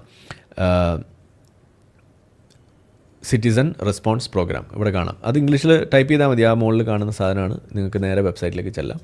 എന്നിട്ട് നിങ്ങൾക്ക് പറയാനുള്ള കാര്യങ്ങളൊക്കെ അവിടെ എഴുതി അവിടെ അറിയിക്കാം. ചെറുതായിക്കോട്ടെ വലുതായിക്കോട്ടെ നിങ്ങൾ പറഞ്ഞു വെക്കുക. നിങ്ങൾക്കും ഇതിനകത്തൊരു റോളുണ്ട്. ഇതാണ് നമ്മൾ ഡിജിറ്റൽ പാർട്ടിയുടെ നമ്മളുടെ വിഭാവനം ചെയ്ത ഒരു പ്രധാനപ്പെട്ട ഒരു കാര്യം. പക്ഷേ പറഞ്ഞ മാതിരി ഇതൊരു വിൻഡോ ആണ്, നമ്മളതൊരു റണ്ണിങ് പ്രോസസ്സാണ് നമ്മളന്ന് വിഭാവനം ചെയ്തത്. എന്തായാലും ഇതാണ് സംഗതി. അപ്പോൾ ഇതിൻ്റെ ഭാഗമായിട്ട് നിങ്ങളിത് ചെയ്യുക. ഇനി നമ്മളെന്ത് ചെയ്തു എന്ന് ചോദിച്ചു കഴിഞ്ഞാൽ, നമ്മളൊരു പ്രപ്പോസൽ, ഒരു 22 പേജ് ദൈർഘ്യമുള്ള ഒരു വലിയ ഒരു ബൃഹത് പ്രപ്പോസലാണ് നമ്മൾ കൊടുത്തിരിക്കുന്നത്. അത് കുറേ പാലം പണിയാനോ കുറേ എന്തെങ്കിലും ചെയ്തു കൂട്ടാനോ അല്ല എഴുതിയിരിക്കുന്നത്. നമ്മൾ ഇതിൻ്റെ ഒരു സംസ്കാരമുണ്ട്. ഈ ഒരു സൈക്കിൾ, അതായത് കുറേ സാധനങ്ങൾ ഉണ്ടാക്കുന്നു, അത് ഇങ്ങനെ ഇല്ലാണ്ടാവുന്നു. അതായത് ഉദ്ഘാടനം കഴിഞ്ഞ് ഒരു 2 വർഷം കഴിയുമ്പോഴേക്കും സാധനം ഏതാണ്ട് തരിപടിയായിട്ടുണ്ടാവും. പിന്നെ അത് കുറേ കഴിയുമ്പോൾ അത് പൊളിക്കുന്നു, എന്നിട്ട് വീണ്ടും പണി. ഈ ഒരു ബിൽഡ്, ഡീകെ, റീബിൽഡ്, ഇതാണ് ഇവിടെ നടന്നുകൊണ്ടിരിക്കുന്നത്. അപ്പോൾ ഇത് നമ്മൾ അവസാനിപ്പിക്കണം. അതിനു വേണ്ടിയിട്ട് ഒരു ശ്രമം നമ്മൾ നടത്തണം. ഇതാണ് നമ്മൾ വെച്ചിരിക്കുന്ന ഒരു പ്രപ്പോസൽ. അതിനുള്ള ചില നിർദ്ദേശങ്ങൾ. അപ്പോൾ പ്രോബ്ലം നമ്മൾ ഐഡൻറ്റിഫൈ ചെയ്യുന്നു, അത് സോൾവ് ചെയ്താൽ ഉണ്ടാകുന്ന ഔട്ട്കം എങ്ങനെയായിരിക്കും നമ്മൾ പറയുന്നു, എങ്ങനെ സോൾവ് ചെയ്യാമെന്ന് പറയുന്നു, ആ സോൾവ് ചെയ്യുന്ന സമയത്ത് നമുക്ക് ചെയ്യാൻ പറ്റുന്ന കാര്യങ്ങൾ എന്തെന്ന് പറയുന്നു. ഇതെല്ലാം പറഞ്ഞുകൊണ്ട് ഒരു പ്രപ്പോസൽ. ഏതായാലും അതിൻ്റെ കൂടുതൽ ഡീറ്റെയിൽസിലേക്ക് ഞാനിപ്പോൾ പോകുന്നില്ല, കാരണം അത് സബ്മിറ്റ് ചെയ്ത് അതിൻ്റെ ചില കാര്യങ്ങളൊക്കെ ചെയ്യാനുണ്ടാവും എന്നാണ് പ്രതീക്ഷിക്കുന്നത്. അവിടെ എത്തിക്കാനുള്ള ശ്രമം നമ്മൾ നടത്തുന്നുണ്ട്. ഇനി അതിൻ്റെ ന്യൂആൻസസ് ഒക്കെ പലതും ഉണ്ടാവും. അതൊക്കെ ഒന്ന് ക്ലിയർ ചെയ്തിട്ട് വിശദമായിട്ട് എന്താണ് ഇതിൽ നമ്മൾ ഉദ്ദേശിച്ച പ്രപ്പോസൽ എന്നുള്ളത് കൃത്യമായിട്ട് നിങ്ങളുടെ മുന്നിലേക്ക് നമ്മൾ വരും. ഇത് ഞാൻ ഒറ്റയ്ക്കല്ല ചെയ്തിരിക്കുന്നത്. പ്രവീൺ രവി, നിങ്ങൾക്ക് അറിയാമായിരിക്കും, ഞങ്ങളത് ഡിസ്കസ് ചെയ്തു, പല കാര്യങ്ങളും ചർച്ച ചെയ്തു തന്നെയാണ് മുന്നോട്ട് പോകുന്നത്. അപ്പോൾ അങ്ങനെ ഒരു ടീമായിട്ട് ഇത് ചെയ്ത് നമ്മളുടെ ഈ ഒരു ആശയത്തിലേക്ക്, അല്ലെങ്കിൽ നമ്മൾ പറയുന്ന ഈ ഒരു വിഷയത്തിലേക്ക് ഏറ്റവും കൂടുതൽ സഹായകമായ നിർദ്ദേശങ്ങളൊക്കെ തന്നുകൊണ്ട് ഇതിൽ ഏറ്റവും കൂടുതൽ കൊളാബറേറ്റ് ചെയ്യാൻ പറ്റുന്ന രീതിയിൽ മുന്നോട്ട് വന്ന വ്യക്തി, ഞാൻ കണ്ടെത്തിയ അല്ലെങ്കിൽ നമുക്ക് കണ്ടെത്താൻ സാധിച്ച ഒരു വ്യക്തി എന്ന് പറയുന്നത് പ്രവീൺ തന്നെയാണ്. അപ്പോൾ അതുകൊണ്ട് തന്നെ പല കാര്യങ്ങളും, പല വിയോജിപ്പുകളൊക്കെ ഉണ്ടാകും, പക്ഷേ നമ്മൾ ഡിസ്കസ് ചെയ്ത് അതിനകത്തൊരു സമവായം കണ്ടെത്തുക എന്നുള്ളതാണ് നമ്മൾ ചെയ്യുന്നത്. അപ്പോൾ അങ്ങനെ ഒരു blueprint for systemic excellence and transformation of God's own country എന്ന് പറഞ്ഞുകൊണ്ട് ഒരു വിഷൻ 2037, നവകേരളം എന്ന് പറഞ്ഞാൽ അതൊരു സുന്ദര കേരളമായിരിക്കണം എന്ന ഒരു ലക്ഷ്യം വെച്ചുകൊണ്ട് നമ്മളൊരു പ്രപ്പോസൽ ഉണ്ടാക്കിയിട്ട് നമ്മൾ സബ്മിറ്റ് ചെയ്തിട്ടുണ്ട്. അത് എത്തിക്കേണ്ട സ്ഥലത്തേക്ക് നമ്മൾ അയച്ചു കൊടുത്തിട്ടുണ്ട്. അപ്പോൾ എന്തായാലും ഇതിൻ്റെ ബാക്കി എന്ത് എന്നുള്ളത് നമുക്ക് കണ്ടെത്താം, എന്നിട്ട് നമുക്കത് കൂടുതൽ ഡിസ്കസ് ചെയ്യാം അതിൻ്റെ ഒരു ഘട്ടം വരുമ്പോൾ. അപ്പോൾ ഇതിൽ പറയുന്നത് നിലവിലുള്ള സാഹചര്യങ്ങൾ നമ്മൾ കൃത്യമായി മനസ്സിലാക്കി അതിൻ്റെ ഇൻ്റർവെൻഷൻസ് നമ്മൾ 2 എണ്ണം പ്രധാനമായിട്ട് കണ്ടെത്തുന്നു. അതിൽ പ്രധാന പങ്കാണ് കിഫ്ബി. നമ്മൾ ഒരു കാര്യം പറയണമല്ലോ, ഈ ഇന്നത്തെ ഗവൺമെൻറ് പല കാര്യങ്ങൾ ചെയ്ത് നിങ്ങൾക്ക് ഇഷ്ടപ്പെട്ടതുണ്ട് ഇഷ്ടപ്പെടാത്തതുണ്ട് പലതും ഉണ്ടാവും. പക്ഷേ ഒരു കാര്യം, ഈ ഗവൺമെൻറ് ചെയ്തതിൽ നിങ്ങൾ എത്ര കമ്മ്യൂണിസ്റ്റ് വിരുദ്ധനായിക്കോട്ടെ, നിങ്ങൾ എത്ര മാത്രം ഈ ഒരു സർക്കാരിന് ഇഷ്ടപ്പെടാത്ത ആളായിക്കോട്ടെ, നിങ്ങൾക്ക് തള്ളിക്കളയാൻ പറ്റാത്തൊരു സാധനമുണ്ട് അത് ഈ സർക്കാരിൽ. അത് ഈ കിഫ്ബി എന്ന് പറയുന്നൊരു സംഭവമാണ്. കിഫ്ബിയെ നിങ്ങൾക്ക് തള്ളാൻ കഴിയില്ല. അത് ഉണ്ടാക്കുന്ന ഗുണമെന്ന് പറഞ്ഞു കഴിഞ്ഞാൽ, സത്യം പറഞ്ഞു കഴിഞ്ഞാൽ കിഫ്ബി എന്ന് പറയുന്ന ആ ടൂള് അതിൻ്റെ ഫുൾ പൊട്ടൻഷ്യൽ ഈ ഗവൺമെൻറ് പോലും ഉപയോഗിച്ചിട്ടില്ല. അതാണ് നമ്മൾ പറഞ്ഞത്. അപ്പോൾ നമ്മളിവിടെ പ്രപ്പോസ് ചെയ്യുന്നത് അതിൻ്റെ ഫുൾ പൊട്ടൻഷ്യലിലേക്ക് അത് കൊണ്ടുവരണം എന്നാണ് നമ്മൾ പ്രപ്പോസ് ചെയ്യുന്നത്. ഒരു കിഫ്ബി 2 ഇറക്കുക എന്നാണ് നമ്മൾ പറയുന്നത്. ആ കിഫ്ബി എന്ന് പറയുന്ന സാധനം കേരളത്തിനുണ്ടാക്കുന്ന മാറ്റം അത് വലിയ ഒരു മാറ്റമാണ് പല കാര്യങ്ങളിലും. അതിൻ്റെ ഒരു പ്രധാന കാരണം എന്ന് പറഞ്ഞു കഴിഞ്ഞാൽ, കിഫ്ബി ഒന്നും കൂടി എംപവർ ചെയ്ത് അതിനെ ശരിയായ രീതിയിൽ അതിനെ സ്കെയിലപ്പ് ചെയ്യുകയാണെന്നുണ്ടെങ്കിൽ ഏത് സർക്കാർ വന്നു കഴിഞ്ഞാലും ഈ ചെയ്യുന്ന കാര്യങ്ങൾ കണ്ടിന്യൂ ചെയ്യാൻ പറ്റുമെന്നും, അത് ഈ ബിൽഡ്, ഡീകെ, റീബിൽഡ് എന്ന് പറയുന്നതിൽ ഈ ഡീകെ എന്ന് പറയുന്ന ആ പോർഷൻ അത് അവിടെ എലിമിനേറ്റ് ചെയ്യാൻ കഴിയുന്ന രൂപത്തിലേക്ക് അത് മാറ്റാൻ കഴിയും എന്നും, അതേപോലെ അത് സസ്റ്റെയിൻ ചെയ്തുകൊണ്ട് മുന്നോട്ട് പോകാൻ ഏത് സർക്കാർ വന്നാലും സാധിക്കും. സിയാലൊക്കെ പോലെ നമ്മളെ കൊച്ചിൻ ഇൻ്റർനാഷണൽ എയർപോർട്ടൊക്കെ എങ്ങനെയാണ് റൺ ചെയ്യുന്നത് അതേപോലെ ഒരു വലിയൊരു സംഭവമാക്കി ഇതിന് മാറ്റാൻ കഴിയുന്നുള്ളതാണ് നമ്മൾ പ്രപ്പോസ് ചെയ്യുന്നത്. അപ്പോൾ അതിൻ്റെ ഭാഗമായിട്ട് നമ്മൾ ആ ചെയ്ത് കഴിഞ്ഞാൽ സംഭവിക്കുക എന്താണ്? സുന്ദര കേരളം. ഇതാണ് നമ്മളുടെ ആ ഔട്ട്കം എന്ന് പറയുന്നത്. ആ സുന്ദര കേരളം വന്നു കഴിഞ്ഞാൽ നമ്മൾ ഇന്ന് ഉന്നയിക്കുന്ന ഏറ്റവും വലിയ പരാതി ഇവിടെ കുറയും. എന്താണ് ആ പരാതി? നാട് വിട്ടു പോകുന്നു, കേരളം ഒരു വൃദ്ധാലയമാകുന്നു, ഇതാണല്ലോ നിങ്ങളുടെ പരാതി. ആ പരാതി അത് പരിഹരിക്കാൻ വേണ്ടി മന്ത്രിസഭ ഉണ്ടാക്കും, അത് പരിഹരിക്കാൻ വേണ്ടിയിട്ട് കുട്ടികളുടെ പാസ്പോർട്ട് ചീന്തിക്കളയെന്നൊക്കെ പറയുന്ന തരത്തിലുള്ള കാര്യങ്ങളാണ് നമ്മളിവിടെ കേൾക്കുന്നത്. അതൊന്നും ചെയ്താൽ ഇത് തീരാൻ പോകുന്നില്ല. നിങ്ങൾക്ക് നാട്ടിൽ നിന്നും ബ്രെയിൻ ഡ്രെയിൻ ഉണ്ടാകുന്നത് തടയണമെന്നുണ്ടെങ്കിൽ അവർക്ക് സമാധാനപൂർവ്വം ഇവിടെ ജീവിക്കാനുള്ള സാഹചര്യം ഒരുക്കേണ്ടത് എല്ലാ രാഷ്ട്രീയ പാർട്ടികളുടെയും ബാധ്യതയാണ്. അതിനു വേണ്ടിയിട്ടുള്ള ശ്രമമാണ് നമ്മൾ നടത്തേണ്ടത്. അതിന് ചെയ്യേണ്ടത് ചെയ്യുക, അതിനുവേണ്ട സിസ്റ്റം ഡെവലപ്പ് ചെയ്യുക എന്നുള്ളതാണ്. ഒരു സർക്കാർ വന്ന് അങ്ങ് പോയാൽ അത് മറിയുന്ന ഒരു അവസ്ഥ ഇവിടെ ഉണ്ട്. അത് തീരാനുള്ള അല്ലെങ്കിൽ അത് തീർക്കാനുള്ള ഒരു വഴിയാണ് നമ്മളിവിടെ തുറന്നിടുന്നത്. അതിനുള്ള നിർദ്ദേശങ്ങളാണ് വെക്കുന്നത്. അല്ലാതെ കുറേ പാലം പണിയണം മറ്റ് പണിയണം എന്നൊക്കെ ഉള്ളത് നിങ്ങൾ നിർദ്ദേശം വെച്ചോളൂ. പക്ഷേ എന്ത് പണിതാലും അത് ഈ പൊളിറ്റിക്കൽ സൈക്കിൾസിനെ സർവൈവ് ചെയ്യുന്ന രൂപത്തിൽ ഒരു സിസ്റ്റമാക്കി അതിനെ മാറ്റാനുള്ള ഒരു പ്രപ്പോസൽ, അതാണ് നമ്മൾ ചെയ്യുന്നത്. ഇതാണ് നമ്മൾ വെച്ചിട്ടുള്ളത്.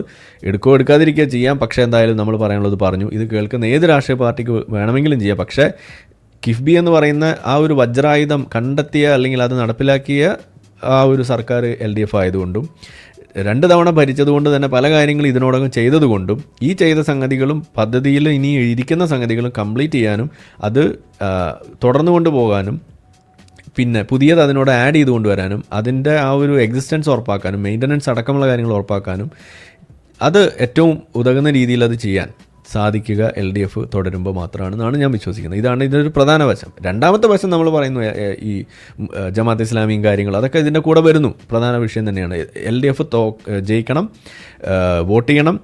UDF തോക്കണം എന്നല്ല ഞാൻ പറയുന്നത്, UDFനെ സ്റ്റോപ്പ് ചെയ്യണമെന്നാണ് നമ്മൾ പറയുന്നത്. എന്തുകൊണ്ട് UDFനെ സ്റ്റോപ്പ് ചെയ്യണമെന്ന് പറഞ്ഞു കഴിഞ്ഞാൽ ഇപ്പോൾ ജമാഅത്ത് ഇസ്ലാമിയെ കൂട്ടുപിടിച്ചുകൊണ്ട് അവർക്കൊരു വിസിബിലിറ്റി കൊടുക്കുക മാത്രമല്ല അവരുടെ ആശയം അതിനെന്താ കുഴപ്പമെന്ന് നാട്ടുകാരെ കൊണ്ട് ചോദിപ്പിക്കുന്ന അവസ്ഥയിലേക്ക് എത്തിക്കുന്ന പണിയാണ് ഇവിടുത്തെ UDF എടുത്തുകൊണ്ടിരിക്കുക. അത് ശരിയല്ല. ഇപ്പോൾ ജമാഅത്ത് ഇസ്ലാമിക്കാർ വന്ന് ഞങ്ങൾ LDFന് വോട്ട് ചെയ്യും, ഞങ്ങൾ UDFന് വോട്ട് ചെയ്യുമെന്ന് പറഞ്ഞാൽ ഓക്കെ, നിങ്ങൾ വോട്ട് ചെയ്തോ. നിങ്ങൾ വോട്ട് ചെയ്യേണ്ടെന്ന് പറയേണ്ട കാര്യമൊന്നുമില്ല. അത് പറയാൻ സാധിക്കുകയില്ല. ഒരാൾക്ക് തീരുമാനിക്കാം ആർക്ക് വോട്ട് ചെയ്യും. ഇപ്പോൾ ഞാൻ പറയുന്നത് LDFന് വോട്ട് ചെയ്യണം, ഓക്കെ, അത് എൻ്റെ അവകാശമാണ്. അത് വേണ്ട, നീ വോട്ട് ചെയ്യരുതെന്ന് പറയാൻ പറ്റില്ല. ഞാൻ പറയുന്നത് ഞാൻ BJPക്ക് വോട്ട് ചെയ്യും, അത് തടയാൻ ആർക്കും ഇവിടെ അവകാശമില്ല. പക്ഷേ ഒരു വോട്ട് ചെയ്യുന്നു എന്ന് പറയുന്നതിനേക്കാൾ അപ്പുറം അവരിപ്പോൾ മതരാഷ്ട്രവാദമൊക്കെ തള്ളി അവർ പഴയമാരിയല്ല എന്ന് പറയുകയാണ്, അവർക്ക് വേണ്ടി പറയുകയാണ് ഇവിടുത്തെ ഈ VD സതീശൻ. അത് വളരെ തെറ്റായിട്ടുള്ള പ്രവണതയാണ്. അത് ബാക്ക് ഫയർ ചെയ്യുമെന്ന് മാത്രമല്ല, ഇതിലൊരു തമാശ എന്താണെന്ന് പറഞ്ഞു കഴിഞ്ഞാൽ ഇത് മതരാഷ്ട്രവാദം തള്ളി പറഞ്ഞു എന്ന് പറയുന്നു. ആ പറയുന്ന സമയത്ത് അപ്പുറത്ത് കുറേ ആളുകൾ വന്നിട്ട് പറയുന്നു സത്യവിശ്വാസിക്ക് ഒരിക്കലും മതരാഷ്ട്രവാദത്തെ തള്ളാൻ കഴിയില്ല എന്ന് വന്ന് പറയുന്നു. ഓക്കെ, രണ്ടാമത് സമസ്തയുടെ ആളുകൾ വന്നിട്ട് പറയുന്നത് എന്താണ്, ചില മുസ്ലിം ലീഗിൻ്റെ ആളുകൾ വരെ പറയുന്നത് നമ്മൾ കണ്ടു. മതരാഷ്ട്രവാദം ജമാഅത്ത് ഇസ്ലാമി വെച്ച മതരാഷ്ട്രവാദമല്ല, പക്ഷേ മുഹമ്മദ് നബിയുടെ മതരാഷ്ട്രം അതൊരു സംഭവമായിരുന്നു എന്ന് അവരും വന്ന് പറയുന്നു. ഇനി നമ്മൾ VD സതീശൻ എന്താ പറയുന്നത്, ഒരു ചെറിയ ന്യൂനപക്ഷം മാത്രമാണ് മതരാഷ്ട്രവാദത്തിന് വേണ്ടി നിൽക്കുന്നുള്ളൂ എന്നാണ് പറയുന്നത്. അതുപോലെ പൊതുജനങ്ങൾ വോക്കുകളൊക്കെ അതാണ് പറയുന്നത്. നിങ്ങൾ സത്യത്തിൽ പറയൂ, സത്യവിശ്വാസികൾക്ക് ആർക്കും ഇതിനെ തള്ളിക്കളയാൻ കഴിയില്ല എന്ന് പറയുന്നു. മുഹമ്മദ് നബിയുടെ മതരാഷ്ട്രം ഒരു സംഭവമാണെന്ന് പറയുന്നു. എന്ന് വെച്ചാൽ ഇവിടുത്തെ ഭൂരിപക്ഷം ആളുകളും മതരാഷ്ട്രവാദത്തോടൊപ്പമാണ്. മതരാഷ്ട്രവാദം തള്ളിയതാരാണ്? നിങ്ങൾ ഈ പറയുന്ന ന്യൂനപക്ഷമായ ജമാഅത്ത് ഇസ്ലാമി മാത്രമേ തള്ളിയിട്ടുള്ളൂ. അതുകൊണ്ട് വല്ല കാര്യമുണ്ടോ? അതായത് ജമാഅത്ത് ഇസ്ലാമി എന്താണോ തൽക്കാലത്തേക്ക് തള്ളിയത് അത് ഓൾറെഡി ഇവിടെയുള്ള ആളുകളുടെ മനസ്സിലുള്ള ആശയമാണ്. അതെന്തിനാണ് തള്ളിയത്? അവർക്കൊരു ആക്സെപ്റ്റൻസ് കിട്ടാൻ വേണ്ടി മാത്രമേ അവർ തള്ളിയത്. സത്യത്തിൽ അതിവിടെ ആരും തള്ളിയിട്ടില്ല. ജമാഅത്ത് ഇസ്ലാമി പേരിന് തള്ളി എന്ന് വരുത്തി തീർക്കുന്നു. അത് വരുത്തി തീർക്കുന്നതിന് കൊട പിടിക്കുന്ന പണി UDFയുടെ ഈ ഒരു നിലപാട് VD സതീശൻ ചെയ്യുമ്പോൾ അത് ഭാവിയിൽ അവർക്ക് ഇത് കൂടുതൽ എടുത്തു വെക്കാനുള്ള അവസരമായിട്ട് മാറുക മാത്രമല്ല, ഇത് മറ്റുള്ള സ്ഥലങ്ങളിൽ ചെയ്തുകൊണ്ടിരിക്കുന്ന അതേ പണി ഇവിടെ കൊണ്ടുവരും എന്നുള്ളതിന് യാതൊരു സംശയവും വേണ്ട. കാരണം അതാണ് അവരുടെ രീതി എന്നുള്ളതാണ് നമ്മൾ പറയുന്നത്. അതാണ് നമ്മളവിടെ ഈ UDFനെ സ്റ്റോപ്പ് ചെയ്യണമെന്ന് പറയുന്നതിൻ്റെ കാരണം. ഇതാണ് നമ്മളുടെ പ്രശ്നം. അപ്പോൾ എന്തായാലും അങ്ങനെയുള്ള കാരണങ്ങൾ കൊണ്ടാണ് നമ്മൾ പറയുന്നത് UDFനെ സ്റ്റോപ്പ് ചെയ്യണം, LDFനെ വോട്ട് ചെയ്യണം. അപ്പോൾ ഈ രണ്ട് വശങ്ങളും കൂടി നോക്കുമ്പോഴാണ് നമ്മളിത് പറഞ്ഞു വെക്കുന്നത്. പിന്നെ ഇതുപോലെ ഓരോ കാര്യങ്ങൾ നമ്മൾ ചെയ്തു വെക്കുമ്പോഴും നമുക്കറിയാം, ഇപ്പോൾ ടെക്നോ പാർക്ക് എന്ന് പറയുമ്പോൾ നമ്മുടെ മനസ്സിലേക്ക് നായനാറിൻ്റെ മുഖം വരുന്നു, അല്ലെങ്കിൽ പല പല വിഷയങ്ങൾ വരുമ്പോൾ നമ്മളത് കാണുന്നു. എന്ന് പറഞ്ഞ മാതിരി ഇതൊരു സാധനം ചെയ്തു കഴിഞ്ഞാൽ ഇത് ഭാവിയിൽ ഇവിടുന്ന് അങ്ങോട്ട് വരുന്ന എല്ലാ കാലത്തേക്കുള്ള ആളുകൾ ഓർക്കും ഇത് ചെയ്തത് ആരാണ് എന്നുള്ളത്. അപ്പോൾ അതുകൊണ്ട് ഇത് ആര് ചെയ്താലും അങ്ങനെ ഓർക്കണമെന്ന് നിങ്ങൾക്ക് ആവശ്യമുണ്ടെങ്കിൽ നിങ്ങളിത് ചെയ്താൽ മതി എന്നാണ് എനിക്ക് പറയുന്നത്. അപ്പോൾ എന്തായാലും ഇതിൽ നമ്മൾ കേരളത്തിനെ ഒന്ന് റീപൊസിഷൻ ചെയ്യുന്നുണ്ട്. നമ്മളെപ്പോഴും പറയുന്നത് ഇവിടെ ഫാക്ടറിയുടെ ആവശ്യമില്ല സത്യത്തിൽ കേരളത്തിന്. അല്ലാതെ തന്നെ ഇവിടെ പല കാര്യങ്ങളും ചെയ്യാൻ കഴിയും. അതിലേറ്റവും പ്രധാനമാണ് ഒരു ഗ്ലോബൽ ക്ലാസ് റൂം ആക്കിയിട്ട് മാറ്റാൻ കഴിയും. അതുപോലെ ഈ ആയുർവേദം എന്ന് പറയുന്ന സാധനത്തിൻ്റെ ടൂറിസം പൊട്ടൻഷ്യൽ നമ്മൾ ഉപയോഗിക്കണം. അകത്തേക്ക് കൊടുക്കുന്നത് മരുന്നൊന്നും നമുക്ക് വേണ്ട. അല്ലാതെ ഒഴിച്ചിലും പിഴിച്ചിലും അതേപോലെയുള്ള റിസോർട്ട് എന്നൊക്കെ പറഞ്ഞിട്ടാൽ തന്നെ കുറേ ആളുകൾ വന്ന് കിടക്കും. നിങ്ങൾ അകത്തേക്ക് മരുന്ന് കൊടുക്കുമ്പോഴേ കുഴപ്പമുള്ളൂ. പുറത്ത് ഇപ്പോൾ എണ്ണത്തോണിയിൽ നിങ്ങൾ കിടന്ന് കുളിച്ച് എന്താ പ്രശ്നമുള്ളത്? ഒരു കുഴപ്പമില്ല, അവിടെ കിടക്കട്ടെ. കുറച്ച് എണ്ണയിലല്ല, ആണ്ടിനും സംക്രാന്തിക്ക് കുറച്ച് എണ്ണയിൽ കിടന്ന് ചോദിച്ചിട്ട് കുറച്ച് കുഴപ്പമൊന്നുമില്ല. അതൊരു മണി ഏണിങ് വഴിയാണ്. അതായത് ആയുർവേദത്തിൻ്റെ പേരിൽ നിങ്ങൾക്ക് ആളുകളെ പറ്റിക്കാമെന്ന് പറയുകയാണെങ്കിൽ പച്ച മലയാളത്തിൽ പറയാം. പക്ഷേ എന്നാലും അതൊരു ഫീൽ ഗുഡ് സംഗതിയാണ്. അത് നടക്കട്ടെ എന്നാണ് ഞാൻ പറയുക. എന്ന് പറഞ്ഞ മാതിരി ഈ പറയുന്ന പല സംഗതികളും നമുക്ക് ചെയ്യാൻ പറ്റും. മെഡിക്കൽ ടൂറിസം, ആ വാല്യൂ ടൂറിസം കൂടെ കൊണ്ടുവരാൻ പറ്റും. അതേപോലെ ഒരു the base office for India, അതായത് ഇന്ത്യയിൽ ഒരുപാട് കമ്പനികൾ വരുന്നു, എല്ലാവരും ശ്വാസം മുട്ടാണ്. ഡൽഹിയിൽ പോകാൻ പറ്റില്ല, ബാംഗ്ലൂർ നിങ്ങൾക്ക് പോകാൻ കഴിയില്ല, അവിടുത്തെ ട്രാഫിക് ഒരു വലിയ വിഷയമാണ്. ഇന്ത്യയിലെ ഏത് സിറ്റിയിലേക്ക് പോയി കഴിഞ്ഞാലും അങ്ങനത്തെ ഒരു അവസ്ഥയുണ്ട്. പക്ഷേ കേരളം എന്ന് പറയുന്ന ഒരു വലിയ സിറ്റി, ഇതിലെവിടെ വേണമെങ്കിലും കണക്ടിവിറ്റിയും ഇതുപോലുള്ള സാധനം ഉണ്ടെന്നുണ്ടെങ്കിൽ നിങ്ങൾക്ക് കൊച്ചിയും കോഴിക്കോടും മാത്രം തിരഞ്ഞ് നടക്കണ്ട. ഏത് റൂറൽ ഏരിയയിലാണെങ്കിലും 100 കണക്കിന് ഏക്കർ സ്ഥലം എടുക്കുക. ഇപ്പോൾ അത് സ്വകാര്യ വ്യക്തികൾക്ക് ഇതുപോലുള്ള പാർക്കുകൾ, ഈ ഇൻഡസ്ട്രിയൽ പാർക്കുകൾ തുടങ്ങാനുള്ള അവകാശം കൂടി കൊടുത്തിരിക്കുകയാണ്. അതും കൂടി വന്നു കഴിയുമ്പോൾ എന്തായിരിക്കും കേരളത്തിൻ്റെ അവസ്ഥ നിങ്ങളൊന്ന് ആലോചിച്ച് നോക്കൂ. എത്ര ആളുകൾക്ക് ഇത് ചെയ്യാം. ഇപ്പോൾ നമ്മൾ കണ്ടിട്ടുണ്ട്, ആളുകൾ ബിൽഡിംഗ് പണിയുന്നു വാടകയ്ക്ക് കൊടുക്കുന്നു, മാള് പണിയുന്നു വാടകയ്ക്ക് കൊടുക്കുന്നു. ഇത് ചെയ്യുന്ന മാതിരി ഇനി ഈ ഇൻഡസ്ട്രിയൽ പാർക്കുകൾ ആളുകൾക്ക് കൊടുക്കാം. അതുകൂടി വന്നു കഴിയുമ്പോൾ നമ്മളുടെ കേരളത്തിൻ്റെ മുക്കിലും മൂലയിലും ഇൻഡസ്ട്രിയൽ പാർക്കുകൾ വരും. അവിടെ ഓഫീസുകളാകാം, അതല്ലെങ്കിൽ ഇതുപോലുള്ള മാനുഫാക്ചറിങ് ഫെസിലിറ്റീസ് ആവാം, എന്തും ആവാം. എന്ത് തന്നെ ആയാലും ഇന്ത്യയുടെ ഒരു ബേസ് ഓഫീസ് എന്ന് പറയുന്ന സാധനമാണ്. പക്ഷേ ഇതിന് ഈ ഒരു ഭാഗം ഇൻഫ്രാസ്ട്രക്ചർ, ഇതുപോലുള്ള മെയിൻ്റനൻസും ഇതുപോലുള്ള കാര്യങ്ങൾ ചെയ്യാതെയാണ് നമ്മളിത് ചെയ്യുന്നതെന്നുണ്ടെങ്കിൽ അത് ഒരു വലിയ പ്രശ്നമായിട്ട് മാറും. അത് വീണ്ടും ബാംഗ്ലൂരായിട്ടും ഡൽഹി ആയിട്ടും മാറും. നമുക്കിവിടെ ജീവിക്കാൻ കഴിയില്ല, നാട് വിട്ട് പോകേണ്ടി വരും എന്നുള്ളതാണ്. അപ്പോൾ അത് തടയണമെന്നുണ്ടെങ്കിൽ ചില മുന്നൊരുക്കങ്ങൾ നമ്മൾ നടത്തിയേ പറ്റുള്ളൂ എന്നാണ് പറയുന്നത്. അപ്പോൾ ഏതായാലും നമ്മളുടെ റിപ്പോർട്ട് നമ്മൾ സബ്മിറ്റ് ചെയ്തിട്ടുണ്ട്. അതിൽ നമ്മൾ കൊടുത്തിരിക്കുന്ന ഇതാണ്: the chief minister who builds a system that outlast all future chief ministers creates the most enduring legacy in history. ഇതാണ് ഉണ്ടാവാൻ പോകുന്നത്. അപ്പോൾ ഇതിന് ആർക്ക് ചെയ്യാൻ പറ്റും? ഈ ഒരു രീതിയിലൊരു സാധനം, അതായത് സൈക്കിൾ ഓഫ് പൊളിറ്റിക്കൽ ആ ഒരു ചേഞ്ച്, അതിനെ വിത്ത്സ്റ്റാൻഡ് ചെയ്യുന്ന രീതിയിൽ, മെയിൻ്റനൻസിന് ഒരു റെലവൻസ് കൊടുക്കുന്ന രീതിയിൽ, എസ്തറ്റിക് വാല്യൂ നമ്മൾ കൊടുക്കുന്ന രീതിയിൽ ഒരു കാര്യം ചെയ്തു വെച്ച് കഴിഞ്ഞാൽ, ഇതൊക്കെ പല ആളുകൾ പലപ്പോഴും പറഞ്ഞിട്ടുള്ളതാണ്. പക്ഷേ ഇത് നമ്മൾ ഒരു സിസ്റ്റമാക്കി മാറ്റുക. വെറുതെ പറഞ്ഞുകൊണ്ടോ ഒരു വിൽ പവറിൻ്റെ അടിസ്ഥാനത്തിൽ ചെയ്യേണ്ട കാര്യമില്ല. ഇതിനെ സിസ്റ്റം വെച്ചുകൊണ്ട് ഇത് അൺഡു ചെയ്യാൻ പറ്റാത്തൊരു സാധനമാക്കി മാറ്റണം. എന്നാൽ മാത്രമാണ് ഇത് ഇവിടെ നിലനിൽക്കുക. അല്ലാന്നുണ്ടെങ്കിൽ ഇത് നേരെ ആവില്ല എന്നുള്ളതാണ്. അപ്പോൾ ആ ഒരു സംഗതി ആണ് നമ്മളുടെ പ്രപ്പോസലായിട്ട് പോയിരിക്കുന്നത്, നമ്മൾ അയച്ചിരിക്കുന്നത്. അപ്പോൾ എന്തായാലും നല്ലത് സംഭവിക്കട്ടെ എന്നാണ് നമ്മൾ ആഗ്രഹിക്കുന്നത്. എന്തായാലും അതാണ് നമ്മളുടെ ഇന്നത്തെ വിഷയം. അപ്പോൾ നിങ്ങൾ മറക്കാതെ ഈ ഒരു വെബ്സൈറ്റിൽ പോവുക, സിറ്റിസൺസ് റെസ്പോൺസ് പ്രോഗ്രാം, അത് നിങ്ങൾ പോവുക, നവകേരളം. എന്നിട്ട് നിങ്ങളുടെ അഭിപ്രായങ്ങൾ നിങ്ങളവിടെ അറിയിച്ചുകൊണ്ട് നിങ്ങളും ഇതിൻ്റെ ഭാഗമാകാൻ ശ്രമിക്കുക എന്നുള്ളതാണ് എനിക്ക് പറയുന്നത്. നിങ്ങൾ എക്സ്പീരിയൻസ് ചെയ്യുക അതെങ്ങനെയാണെന്നുള്ളത്. നിങ്ങൾ നോട്ട് ചെയ്യുക, നിങ്ങൾ കൊടുക്കുന്ന നിർദ്ദേശങ്ങൾ എന്താണെന്ന്. എന്നിട്ട് ഇത് വരുന്ന സമയത്ത് ഇത് എത്ര എണ്ണം നടപ്പിലായി, അപ്പോൾ നിങ്ങൾക്ക് കിട്ടുന്നൊരു സാറ്റിസ്ഫാക്ഷൻ ഉണ്ട്. അതാണ് നിങ്ങളവിടെ അളക്കേണ്ടത്. അവിടെയാണ് നിങ്ങൾക്ക് ഇതിൻ്റെ അത് എനിക്ക് കിട്ടിയതുകൊണ്ടാണ് നമ്മളിത് ചെയ്യുന്നത്. ഇതാണ് ഞാൻ പറഞ്ഞതിൻ്റെ അകത്തു. നമ്മളെ വീഡിയോ കണ്ടുകൊണ്ടിരിക്കുന്ന ആളുകൾ ചാനൽ സബ്സ്ക്രൈബ് ചെയ്തിട്ടില്ല എന്നുണ്ടെങ്കിൽ അത് ചെയ്ത് നമ്മൾ സപ്പോർട്ട് ചെയ്യുക. മറ്റു രീതിയിൽ സപ്പോർട്ട് ചെയ്യാൻ ആഗ്രഹിക്കുന്ന ആളുകൾക്ക് അതിൻ്റെ ഡീറ്റെയിൽസ് ഡിസ്ക്രിപ്ഷനിലുണ്ട്. നിങ്ങളുടെ ഓരോ ലൈക്കും ഷെയറും അതുപോലെ കമൻ്റ് ഇടുന്നതും ഇതിൽ ഈ വീഡിയോ അതിൻ്റെ താഴെ വരുന്ന കമൻറ്റുകൾക്ക് നിങ്ങൾ പ്രതികരിക്കുന്നതെല്ലാം തന്നെ വീഡിയോയുടെ റീച്ച് കൂടുന്നതിന് വലിയ തോതിൽ ഉപകാരപ്പെടുന്ന സംഗതിയാണ്. അപ്പോൾ അതുകൊണ്ട് അതിൽ നിങ്ങൾ ഏർപ്പെടണം എന്നും കൂടി ഞാൻ അഭ്യർത്ഥിക്കുകയാണ്. മറ്റുള്ള രീതിയിലുള്ള സപ്പോർട്ട് തുടർന്നും നിങ്ങളുടെ ഭാഗത്തുനിന്നുണ്ടാവും എന്ന് പ്രതീക്ഷിക്കുന്നു.